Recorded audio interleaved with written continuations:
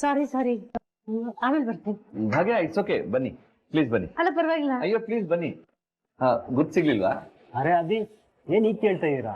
I matter out side. ಇವ್ರನ್ನ ಮರೆಯಕ್ಕಾಗತ್ತಾ? ತುಂಬಾ ದೊಡ್ಡ ಹೆಲ್ಪ್ ಮಾಡಿದಾರೆ ನಮ್ಗೆ. ಅಯ್ಯೋ ಹಾಗೆಲ್ಲ ಏನೂ ಇಲ್ಲ ಸರ್.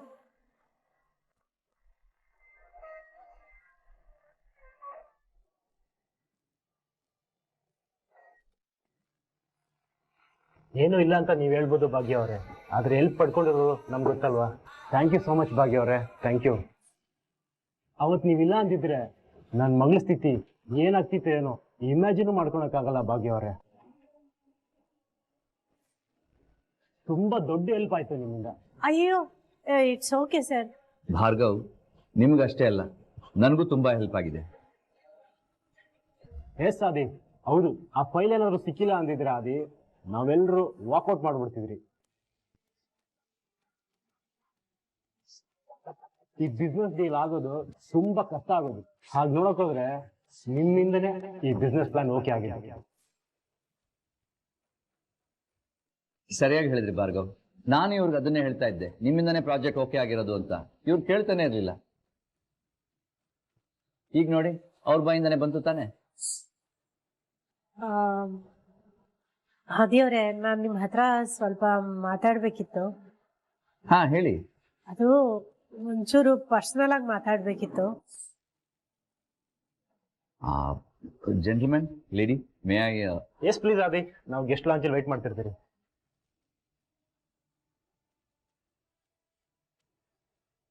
ಬ್ರದರ್? ಹಾ brother, carry on, carry on.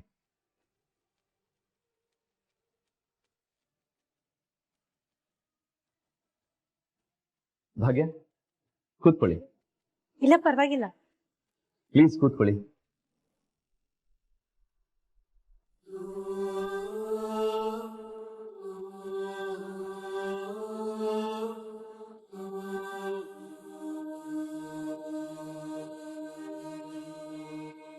ಭಾಗ್ಯ, ದುಡ್ಡನ್ನ ವಾಪಸ್ ತಗೊಳ್ಳಿ ಅಂತ ಹೇಳೋದ್ಬಿಟ್ಟು ಬೇರೆ ಏನಾದ್ರೂ ಇದ್ರೆ ಹೇಳಿ, ವಿ ಕ್ಯಾನ್ ಟಾಕ್. ಅದನ್ನ ಬಿಟ್ಟು ಇದನ್ನ ವಾಪಸ್ ತಗೊಳ್ಳಿ ಅಂತ ಹೇಳಕ್ ಬಂದಿದ್ರೆ ಐ ಆಮ್ ರಿಯಲಿ ಸಾರಿ ಭಾಗ್ಯ. ಅದೇವ್ರೆ, ದಯವಿಟ್ಟು ಅರ್ಥ ಮಾಡ್ಕೊಳ್ಳಿ. ನಿನ್ನೆ ಲಕ್ಷ್ಮಿ ಹತ್ರ ಇಟ್ಟಿದ್ರಿ ಅನ್ನೋ ಒಂದೇ ಒಂದು ಕಾರಣಕ್ಕೆ ನಾನು ಆ ದುಡ್ಡನ್ನ ನಿಮಗೆ ವಾಪಸ್ ಕೊಡ್ಲಿಲ್ಲ. ಈ ದುಡ್ಡು ಯಾವುದೇ ಕಾರಣಕ್ಕೂ ನನಗೆ ಸೇರಿದ್ದಲ್ಲ. ಅದು ಹೇಗಾಗುತ್ತೆ ಭಾಗ್ಯ? ಇದು ನಿಮ್ಗೆ ಸೇರಿರೋದು. ಈಗ ಭಾರ್ಗವ್ ಹೇಳಿದ್ ಕೇಳಿದ್ರಿ ತಾನೆ, ಈ ಪ್ರಾಜೆಕ್ಟ್ ನಿಮ್ಮಿಂದಾನೇ ಆಗಿರೋದು. ನೋಡಿ, ಅದೆಲ್ಲ ಏನೂ ಇಲ್ಲ. ಸರಿ ಆಯ್ತು, ನಿಮ್ಮ ಮಾತಿನ ಪ್ರಕಾರನೇ ಬರ್ತೀನಿ. ನನ್ನಿಂದಾಗಿ ನಿಮ್ಗೆ ಹೆಲ್ಪ್ ಆಯ್ತು ಅಂತಾನೆ ಇಟ್ಕೊಳ್ಳೋಣ. ಅದಕ್ಕೆ ನೀವು ಮಾತಲ್ಲೇ ಕೃತಜ್ಞತೆ ಹೇಳಿದ್ರೆ ಸಾಕು. ಈ ತರ ದುಡ್ಡು ಕೊಡೋ ಅವಶ್ಯಕತೆ ಏನು ಇಲ್ಲ ಅದೇವ್ರೆ. ಇದು ನನಗೆ ಇಷ್ಟು ಭಾರ ಆಗ್ತಿದೆ ಗೊತ್ತಾ? ಏನು ಭಾರ ಆಗ್ತಿದ್ಯಾ?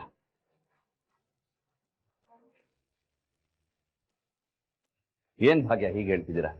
ಇಡೀ ಜಗತ್ತೇ ದುಡ್ಡಿನ ಹಿಂದೆ ಓಡ್ತಾ ಇದೆ. ಹಣ ಕಂಡ್ರೆ ಹೆಣಾನು ಬಾಯಿ ಬಿಡುತ್ತೆ ಅನ್ನೋ ಮಾತು ಓಡ್ತಾ ಇದೆ.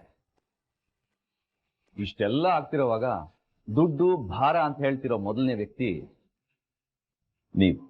ನೋಡಿ ಅದೇವ್ರೆ, ನೀವ್ ನೋಡಿರೋ ಪ್ರಪಂಚ ಹೇಗಿದೆ ಅಂತ ನನಗೆ ಗೊತ್ತಿಲ್ಲ. ಆದ್ರೆ ಇದ್ದಕ್ಕಿದ್ದ ಹಾಗೆ ನಾವು ಸಂಪಾದನೆ ಮಾಡದೇ ಇರೋ ದುಡ್ಡು ನಮ್ ಕೈಗೆ ಸೇರಿದಾಗ ಮೊದಲು ಅದನ್ನ ವಾಪಸ್ ಕೊಟ್ಬಿಡ್ಬೇಕು ಅನ್ನೋ ಎಷ್ಟೋ ಮಿಡಲ್ ಕ್ಲಾಸ್ ಫ್ಯಾಮಿಲಿಗಳಿದೆ. ಅದರಲ್ಲಿ ನಾನು ಒಬ್ಳೆ. ಭಾಗ್ಯ, ಇಟ್ಸ್ ಇಂಪಾಸಿಬಲ್, ಸಾಧ್ಯನೇ ಇಲ್ಲ. ಹೇಗಾದ್ರೂ ಸರಿ ದುಡ್ಡು ಸಿಕ್ಕಿದ್ರೆ ಸಾಕಪ್ಪ ಅಂತ ಜೀವನ ಮಾಡ್ತಾ ಇರೋಂಥ ಇಂಥ ಟೈಮಲ್ಲಿ ಹೀಗಿರೋದಕ್ಕೂ ಸಾಧ್ಯನಾ? ಆದಿಯವರೇ, ಖಂಡಿತ ಸಾಧ್ಯ ಇದೆ.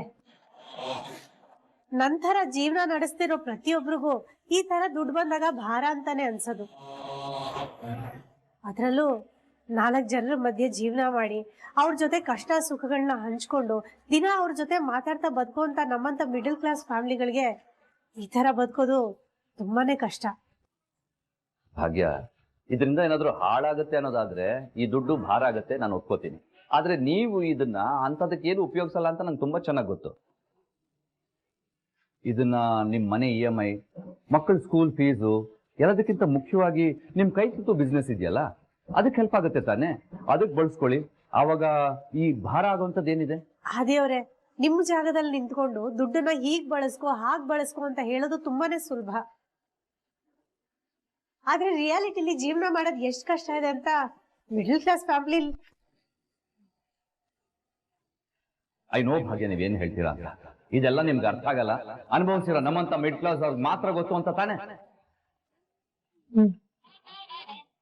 ಏನ್ ಭಾಗ್ಯ ನೀವು ಏನ್ ಮಾತಾಡಿದ್ರು ಮಿಡಲ್ ಕ್ಲಾಸ್ ಲೈಫ್ ಹಾಗೆ, ಮಿಡಲ್ ಕ್ಲಾಸ್ ಲೈಫ್ ಹೀಗೆ, ನೀವು ನಮ್ಮ ತರ ಜೀವನ ಮಾಡಿಲ್ಲ ಅಂತ ಹೇಳ್ತಾ ಇದೀರಲ್ಲ.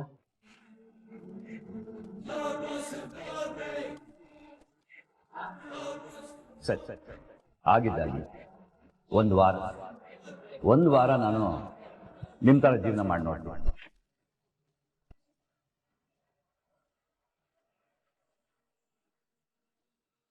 ಅದೇನೋ ಕಷ್ಟ ಅದು ಇದು ಅಂತೆಲ್ಲ ಹೇಳ್ತಾ ಇದ್ರಲ್ಲ, ನಾನು ನೋಡ್ತೀನಿ ಅದೇನ್ ಕಷ್ಟ ಆಗುತ್ತೆ ಅಂತ. ದೇವ್ರೆ ಏನ್ ಆಟ ಆಡ್ತಿದ್ದೀರಾ ನೋಡಿ, ಅದೆಲ್ಲ ಆಗೋದಿಲ್ಲ. ಸುಮ್ಮನೆ ಈ ದುಡ್ಡನ್ನ ತಗೊಂಡ್ಬಿಡಿ.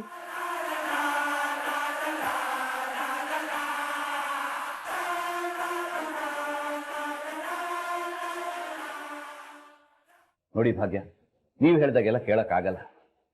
ನಾನು ಮಿಡ್ಲ್ ಕ್ಲಾಸ್ ಲೈಫ್ ಏನು ಅನ್ನೋದನ್ನ ನೋಡ್ಬೇಕು. ಅದೇನೋ ದುಡ್ಡು ತಗೊಂಡ್ರೆ ಕಷ್ಟ ಅದು ಇದು ಅಂತೆಲ್ಲ ಹೇಳ್ತಾ ಇದ್ರಲ್ಲ, ಅದೇನ್ ಕಷ್ಟ ಆಗುತ್ತೋ ನಾನು ನೋಡ್ತೀನಿ.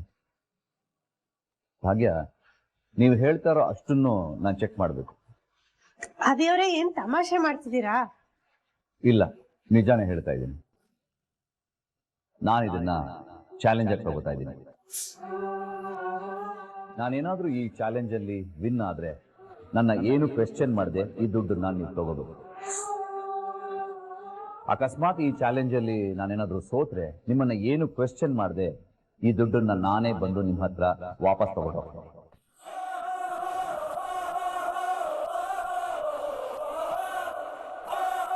ಅಲ್ಲ ದೇವ್ರೆ, ದುಡ್ಡು ವಾಪಸ್ ತಗೊಳೋದಕ್ಕೆ ಇಷ್ಟೆಲ್ಲ ಚಾಲೆಂಜ್ ಯಾಕೆ ಹಾಕ್ತಿದ್ದೀರಿ ಅಂತಾನೆ ನನ್ಗೆ ಅರ್ಥ ಆಗ್ತಿಲ್ಲ. ಭಾಗ್ಯ, ಚಾಲೆಂಜ್ ಅನ್ನು ಒಪ್ಕೊಳ್ಳಿ. ಸೋಲ್ತೀನಿ ಅನ್ನೋ ಭಯನ? ಹಾಗೆಲ್ಲ ಏನೂ ಇಲ್ಲ. ಹಾಗೆಲ್ಲ ಏನೂ ಇಲ್ಲ ಅಂದಮೇಲೆ ಇನ್ನೇನು, ಚಾಲೆಂಜ್ ಅನ್ನು ಒಪ್ಕೊಳ್ಳಿ. ಏನೇ ಆದ್ರೂ ಇವ್ರು ನನ್ನಿಂದ ದುಡ್ಡು ತಗೊಳ್ಳೋದು ನನಗೆ ತುಂಬಾನೇ ಇಂಪಾರ್ಟೆಂಟ್. ಇವ್ರು ಖಂಡಿತ ಈ ಚಾಲೆಂಜ್ ಅಲ್ಲಿ ಸೋಲ್ತಾರೆ. ದುಡ್ಡು ವಾಪಸ್ ತಗೊಳ್ಳೋ ತರ ಆಗೇ ಆಗುತ್ತೆ.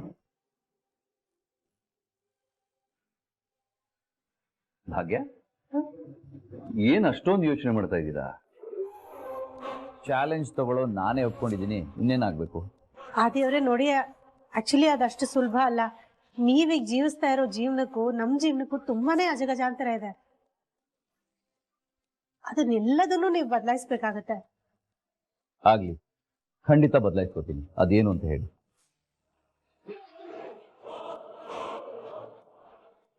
ನೀವು ವಾಸ ಮಾಡ್ತಿರೋ ಜಾಗ, ನಿಮ್ ದಿನಚರಿ ಎಲ್ಲ ಬದಲಾಗ್ಬೇಕು. ಅರಮನೆ ಅಂತ ಮನೇನ ಬಿಟ್ಟು ಬದುಕ್ಬೇಕು.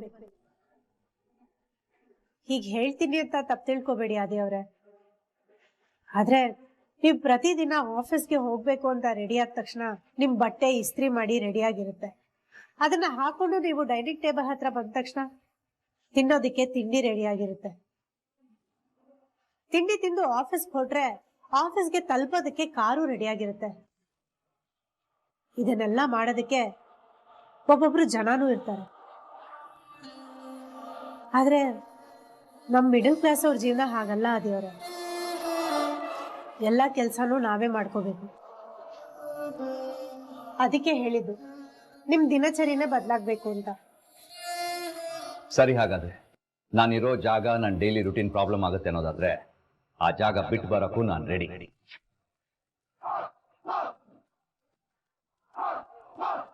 ನೋಡಿ ದೇವ್ರೆ, ಅದಷ್ಟು ಸುಲಭ ಅಲ್ಲ. ಭಾಗ್ಯ, ನಾನು ಚಾಲೆಂಜ್ ತಗೊಂಡಾಯ್ತು, ನೀವು ಇನ್ನೇನು ಹೇಳಕ್ ಬರಬೇಡಿ.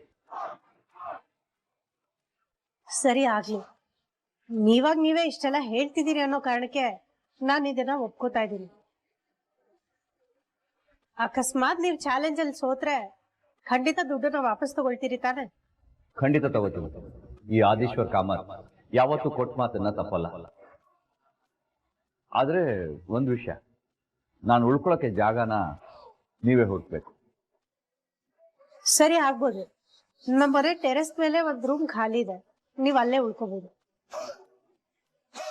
ಅದೇ ಅವ್ರೆ ಒಂದು ವಿಷಯ, ಈಗೇನೋ ನನ್ ಮೇಲೆ ಸಿಟ್ಟಿರೋದಕ್ಕೆ ನೀವು ಸವಾಲ್ ಹಾಕಿರ್ಬೋದು, ಆದ್ರೆ ಒಂದ್ ಕೆಲ್ಸ ಮಾಡಿ, ಮನೆಗೆ ಹೋಗಿ ಈ ವಿಷಯವಾಗಿ ಚೆನ್ನಾಗಿ ಯೋಚನೆ ಮಾಡಿ ನೋಡಿ. ಆಮೇಲೆ ನಾಳೆ ಒಂದ್ ನಿರ್ಧಾರಕ್ಕೆ ಬನ್ನಿ. ಭಾಗ್ಯ, ನಾನು ಒಂದ್ಸಲ ನಿರ್ಧಾರ ತಗೊಂಡ್ಮೇಲೆ ಯಾವುದೇ ಕಾರಣಕ್ಕೂ ಅದು ಚೇಂಜ್ ಆಗಲ್ಲ. ಆದ್ರೂ ಒಂದ್ಸಲ ಯೋಚನೆ ಮಾಡಿ. ನಾನಿನ್ ಹೊರಡ್ತೀನಿ. ಓಕೆ ಭಾಗ್ಯ.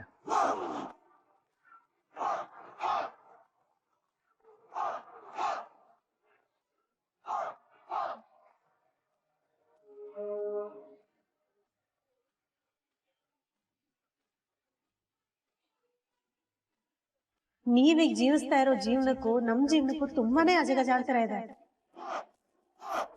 ಅರಮನೆ ಅಂತ ಮನೇನ ಬಿಟ್ಟು ಬದುಕ್ಬೇಕು. ಅಕಸ್ಮಾತ್ ನೀವು ಚಾಲೆಂಜ್ ಅಲ್ಲಿ ಸೋತ್ರೆ ಖಂಡಿತ ದುಡ್ಡನ್ನ ವಾಪಸ್ ತಗೊಳ್ತೀರಿ ತಾನೆ?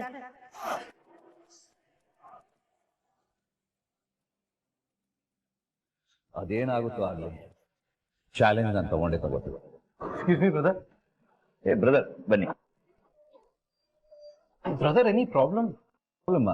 ಹಾಗೇನು ಇಲ್ವಲ್ಲ. ಅಲ್ಲ ಬ್ರದರ್, ಅವ್ರು ಯಾಕೆ ಮತ್ತೆ ಬಂದ್ರು ಅಂತ. ಅವ್ರಿಗೆ ಕೊಡ್ಬೇಕಾದ್ದೆಲ್ಲ ಕೊಟ್ಟಾಯ್ತಲ್ಲ, ಮತ್ತಿನೇನಂತೆ? ಹಾಗೆಲ್ಲ ಏನೂ ಇಲ್ಲ. ನಾವು ಕೊಟ್ಟಿರೋ ದುಡ್ಡನ್ನ ಇಟ್ಕೊಳಕ್ಕಾಗಲ್ಲ, ಭಾರ ಅಂತೆಲ್ಲ ಹೇಳಿ ವಾಪಸ್ ಕೊಡಕ್ ಬಂದಿದ್ರು. ಓ, ವಾಪಸ್ ತಗೊಂಡ್ಬಿಟ್ರಾ ಬ್ರದರ್? ತಗೊಳ್ಳೋದ? ಯಾಕೆ ಬ್ರದರ್ ತಗೋಬೇಕು?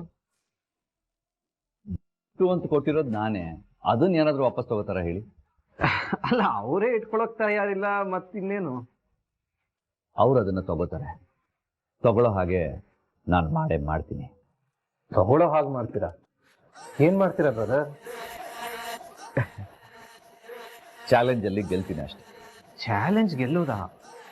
ಏನ್ ಚಾಲೆಂಜ್ ಗೆಲ್ತೀರಾ ಬ್ರದರ್? ಭಾಗ್ಯ ನನ್ನ ಮಧ್ಯೆ ಒಂದು ಚಾಲೆಂಜ್ ಆಯ್ತು ಬ್ರದರ್.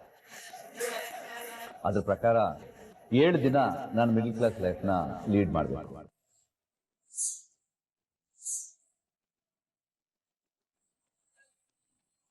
ವಾಟ್? ಮಿಡಲ್ ಕ್ಲಾಸ್ ಲೈಫಾ? ಬ್ರದರ್, ಏನ್ ಹೇಳ್ತಿದ್ದೀರಾ? ಎಸ್ ಬ್ರದರ್, ಹೌದು. ಈ ಚಾಲೆಂಜಲ್ಲಿ ನಾನು ಗೆದ್ರೆ ನಾನು ಕೊಟ್ಟಿರೋ ದುಡ್ಡನ್ನ ಅವ್ರು ತಗೋತಾರೆ. ಅಕಸ್ಮಾತ್ ನಾನೇನಾದರೂ ಸೋತ್ರೆ ಆ ದುಡ್ಡನ್ನ ವಾಪಸ್ ನಾನು ತಗೋತೀನಿ. ಬ್ರದರ್ ಪ್ಲೀಸ್, ಈ ತರ ಎಲ್ಲ ಮಾಡಕ್ ಹೋಗ್ಬೇಡಿ. ಅಲ್ಲ, ದುಡ್ಡು ಕೊಟ್ಟಿರೋದು ಸಾಲದು ಅಂತ ಚಾಲೆಂಜ್ ಎಲ್ಲ ಮಾಡ್ತಿದ್ದೀರಲ್ಲ. ನೀವ್ ಕೊಟ್ಟಿರೋ ದುಡ್ಡನ್ನ ಅವ್ರು ತಗೊಳ್ಳಿಲ್ಲ ಅಂತಂದ್ರೆ ಅದು ಅವ್ರ ಹಣೆ ಬರ. ಅವ್ರು ತಗೋಬೇಕು ಅಂತ ನೀವ್ ಈ ತರ ಎಲ್ಲ ಮಾಡ್ತಿರೋದು ನನಗೆ ಯಾಕೋ ಸರಿ ಕಾಣಿಸ್ತಿಲ್ಲ ಬ್ರದರ್. ಇಲ್ಲ ಬ್ರದರ್, ಮಾಡಲೇಬೇಕು. ನನ್ನ ಹತ್ರ ಇರೋದು ಇದೊಂದೇ ದಾರಿ. ನಾನು ಇದನ್ನ ಮಾಡೇ ಮಾಡ್ತೀನಿ.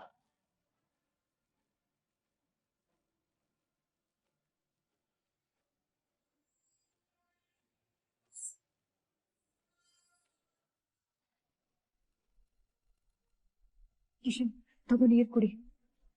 ತಗೊಳ್ಳೋ. ಕಿಶನ್, ಸಾರಿ ಕಣ, ನನ್ನ ಹತ್ರ ಮಾಡಬಾರ್ದಿತ್ತು. Kishan, I am really sorry ಕಣೋ.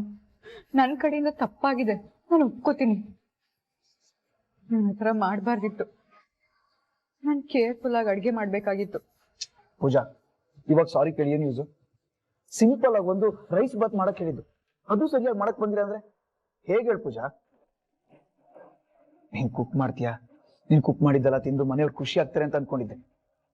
ಆದ್ರೆ ನೀನ್ ಈ ತರ ಮಾಡ್ತೀಯ ಅಂತ ಮಾತ್ರ ಅನ್ಕೊಂಡಿರ್ಲಿ.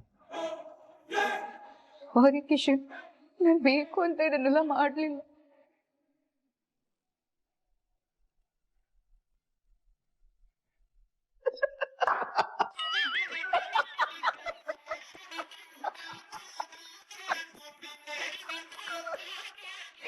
ಸಾರಿ ಕಿಶನ್, ನಾನು ಬೇಕು ಅಂತ ಮಾಡ್ಲಿಲ್ಲ.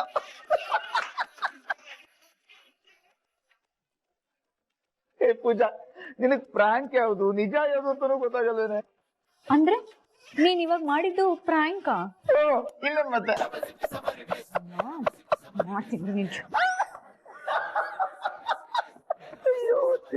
ನಂಗೆ ಪ್ರಾಂಕ್ ಮಾಡ್ತೀಯಾ?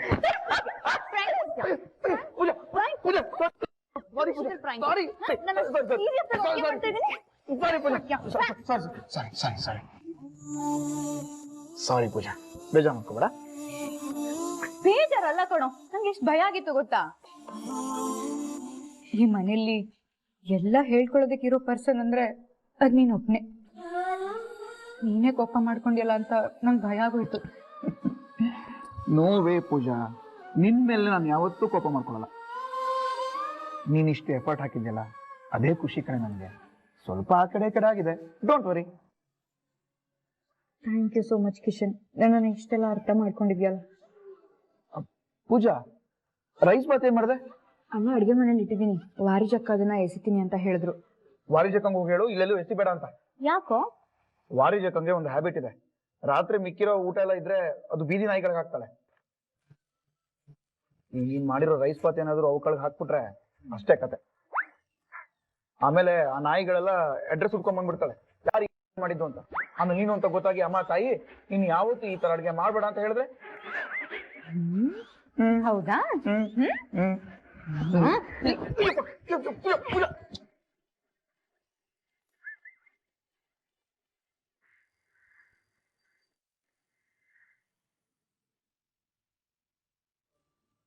ಗುಂಡಣ್ಣ, ಏನಾಯ್ತು? ಇನ್ನು ಯೂನಿಫಾರ್ಮ್ ತೆಗ್ದಿಲ್ಲ, ಹಾಗೆ ಕೂತಿದ್ಯಾ? ಗುಂಡಣ್ಣ, ಸ್ಕೂಲಲ್ಲಿ ಓದೋದು ಬರೆಯೋದು ಏನು ಕೊಟ್ಟಿಲ್ವಾ? ಏನ್ ಕಥೆ? ಯೂನಿಫಾರ್ಮ್ ಚೇಂಜ್ ಮಾಡಿಲ್ಲ, ಯಾಕೋ ಹಾಗೆ ಕೂತಿದ್ಯಾ? ಏನಾಯ್ತು? ಈಗಲ್ಲ ಭಾಗ್ಯ, ಶಾಲೆಯಿಂದ ಬಂದಾಗಿಂದನು ಹೀಗೆ ಕೂತಿದ್ದಾನೆ. ಯಾಕೋ ಏನು ಅಂತ ಕೇಳಿದ್ರೆ ಏನು ಉತ್ತರ ಕೊಡ್ತಾ ಇಲ್ಲ. ಹೌದು ಮಗಳೇ, ಅವನ ಮನ್ಸಿಗೆ ಯಾಕೋ ತುಂಬಾ ಬೇಜಾರಾಗಿದೆ ಅನಿಸ್ತಾ ಇದೆ. ಏನು ಅಂತ ಕೇಳಿದ್ರೆ ಹೇಳ್ತಾನೆ ಇಲ್ಲ ಮಗು. ಊಟದ ಡಬ್ಬಿ ಕೂಡ ಹಾಗೆ ತಂದಿದ್ದಾನೆ, ಏನು ತಿಂದಿಲ್ಲ. ಗುಂಡಣ್ಣ, ಗುಂಡಣ್ಣ, ಏನಾಯ್ತು? ಹುಷಾರಿಲ್ವಾ ಮಗ? ಆರಾಮಾಗಿದ್ಯಾ ತಾನೆ? ಗುಂಡಣ್ಣ, ಏನಾಯ್ತು ಹೇಳಮ್ಮ. ಆವಾಗ್ಲೇ ನಾವು ಕೇಳಿದ್ವಿ, ಹೇಳಿಲ್ಲ. ಈಗ ಅಮ್ಮ ಕೇಳ್ತಾ ಇದ್ದಾಳೆ, ಅವಳಿಗೂ ಹೇಳಲ್ವಾ? ಗುಂಡಣ್ಣ, ಏನ್? ಕರಿಬೇಡಿ ಅಂತ ಹೇಳಿದ್ರೆ ನಿಮಗ ಅರ್ಥ ಆಗಲ್ವಾ?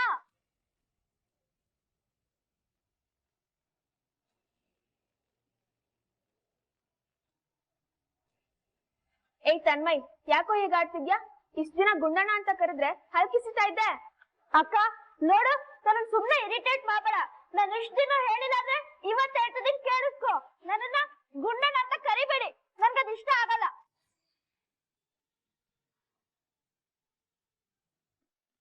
ಆಯ್ತಾಯ್ತು, ಎಲ್ರ ಪರವಾಗಿ ನಾನ್ ಸಾರಿ ಕೇಳ್ತೀನಿ, ಆಯ್ತಾ? ಹೇಳಿ ತನ್ಮಯ್ ಅವ್ರೆ, ಏನ್ ಪ್ರಾಬ್ಲಮ್ ಆಯ್ತು ಹೇಳಿ ಸರ್.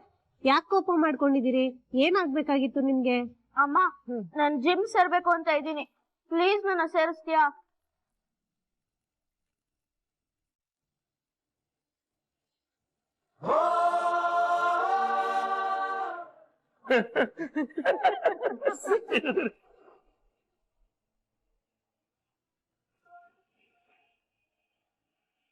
ಗುಂಡಣ್ಣ, ಅಲ್ಲಲ್ಲ ತನ್ಮಯ್, ಏನ್ ಪುಟ್ಟ ತಮಾಷೆ ಮಾಡ್ತಾ ಇದ್ದೀಯ ಹೇಗೆ?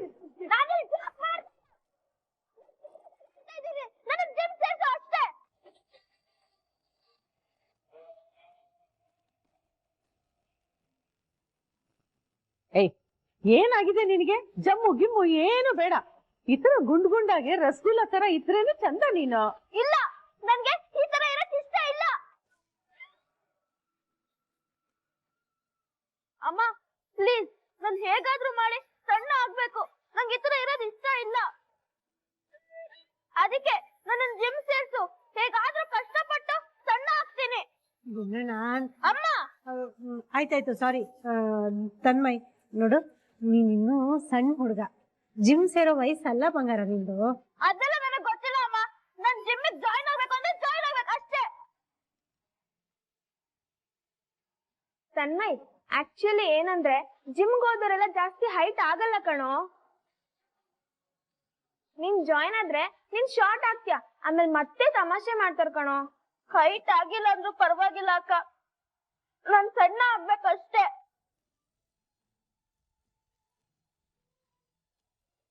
ನೋಡು ತನ್ಮಯ್, ಸುಮ್ನೆ ಹಠ ಮಾಡ್ಬೇಡ. ಹೋಗು, ಯೂನಿಫಾರ್ಮ್ ಬದಲಾಯಿಸಿ ಮೊದ್ಲು ಹೊಟ್ಟೆಗೆ ಏನಾದ್ರು ತಿನ್ನು, ನಡಿ. ನಾನ್ ಏನ್ ಹೇಳಿದ್ರು ಎಲ್ಲ ನಡೆಸ್ಕೊಡ್ತೀನಿ ಅಂತ ಮಾತ್ ಕೊಟ್ಟಿದ್ಯ ತಾನೆ?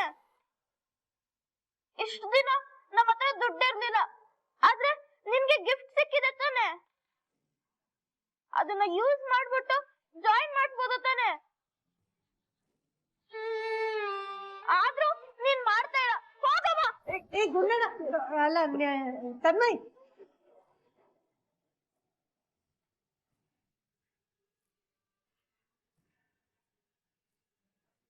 ನೀನ್ ಅನ್ಕೊಂಡಿರ್ಬೋದು ಗುಂಡಣ್ಣ, ಅಮ್ಮನ ಹತ್ರ ಅಷ್ಟು ದುಡ್ಡಿದ್ರು ಅಮ್ಮ ಬೇಡ ಅಂತ ಹೇಳ್ತಿದ್ದಾಳೆ ಅಂತ.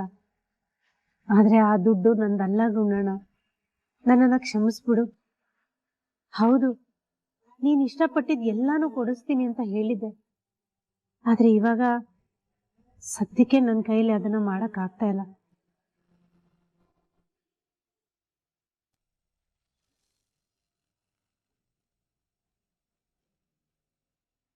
ನೀವ್ ವಾಸ ಮಾಡ್ತಿರೋ ಜಾಗ, ನಿಮ್ ದಿನಚರಿ ಎಲ್ಲ ಬದಲಾಗ್ಬೇಕು. ಅರಮನೆ ಅಂತ ಮನೇನ ಬಿಟ್ಟು ಬದುಕ್ಬೇಕು. ಒಂದು ವಾರ ನಾನು ನಿಮ್ ತರ ಜೀವನ ಮಾಡಿ ನೋಡ್ತೀನಿ. ಎಸ್, ನಾನು ಡಿಸೈಡ್ ಮಾಡಿದ ಹಾಗೆ ಈ ಚಾಲೆಂಜ್ನ ನಾನು ಮಾಡಲೇಬೇಕು. ಅಲ್ಲ, ಜಸ್ಟ್ ಒಂದು 25 lakhs ತಗೊಳ್ಳೋದಕ್ಕೆ ಭಾಗ್ಯ ಯಾಕೆ ಇಷ್ಟು ಹಠ ಮಾಡ್ತಾ ಇದ್ದಾರೆ? ಇಷ್ಟು ಹಠ ಮಾಡೋರ್ನ ನಾನು ನೋಡೇ ಇಲ್ಲ. ಯಾರಿಗಾದ್ರೂ ದುಡ್ಡು ಸಿಗುತ್ತೆ ಅಂತಂದ್ರೆ ಖುಷಿಯಾಗಿ ತಗೋತಾರೆ. ಆದ್ರೆ ಇವ್ರು ಯಾಕೆ ಇಷ್ಟು ಅಪೋಸ್ ಮಾಡ್ತಾ ಇದ್ದಾರೆ ಅಂತಾನೆ ಅರ್ಥ ಆಗ್ತಾ ಇಲ್ಲ. Moreover, she deserves it. ಅಲ್ಲ, ಅವ್ರು ಹೆಲ್ಪ್ ಮಾಡಿದ್ದಕ್ಕೆ ತಾನೇ ನಾನು ಈ ದುಡ್ಡನ್ನ ಕೊಡ್ತಾ ಇರೋದು. ಅದನ್ನು ತಗೊಳಕ್ ಏನ್ ಕಷ್ಟ? ಛೇ,